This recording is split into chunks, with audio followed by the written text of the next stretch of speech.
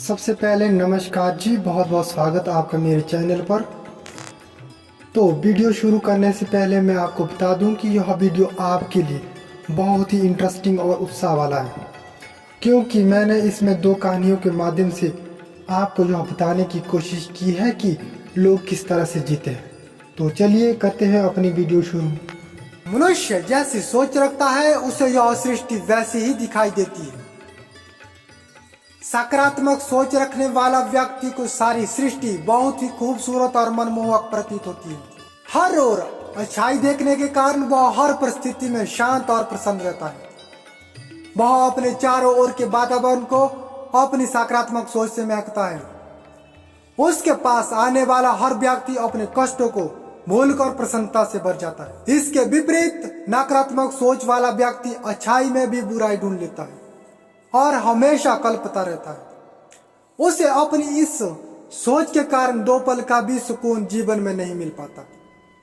वह स्वयं तो परेशान रहता ही है और अपने बंधु बांधवों को भी चैन नहीं लेने देता। अपने चिड़चिड़े स्वभाव के कारण वह उन्हें बिना किसी मतलब के परेशानियों में डाल देता है। सकारात्मक और नकारात्मक सोच वाले व्यक्तियों के विषय में हम इस कथ्य से समझते हैं।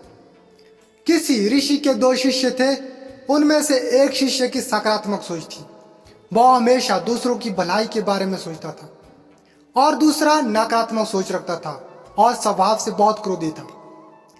एक दिन महात्मा जी अपने दोनों शिष्यों की परीक्षा लेने के लिए उन्हें जंगल ले गया। जंगल में एक आम का पेड़ था जिस पर बहुत सारे खट्टे और मीठे आम लटके हुए थे। ऋषि ने पेड़ की ओर देखा और दोनों शिष्यों से उस पेड़ पर ध्यान से देखने के लिए कहा।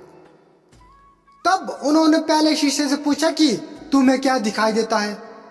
शिष्य ने कहा कि यह पेड़ बहुत विनम्र है। लोग इसे पत्थर मारते हैं, फिर भी ये बिना कुछ कहे उन्हें फल देता है। इंसान को भी इसी तरह होना चाहिए।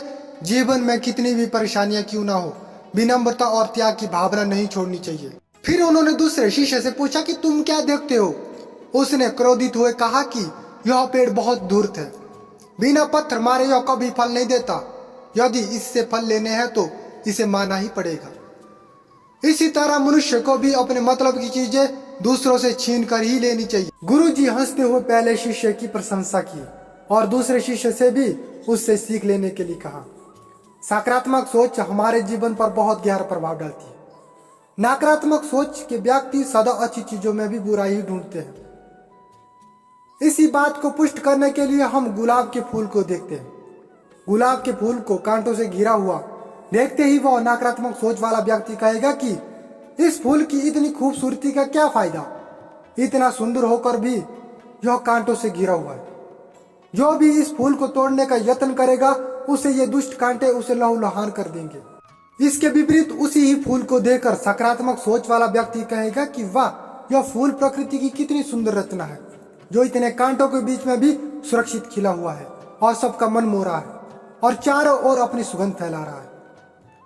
दोनों ने अपनी समझ के अनुसार बात एक ही कही है, लेकिन केवल उनकी दृष्टि और कथनी का अंतर है। एक व्यक्ति को हर एक में गुण दिखाई देते हैं और दूसरे को उसमें दोषी दिखाई देते हैं। मनुष्य जितना सरल, निष्कपट और सहृदय होगा, उतना ही वह दूसरों की हर कठिनाइयों को समझेगा और उसे दूर करने का यथासंभव प्रयास करेगा।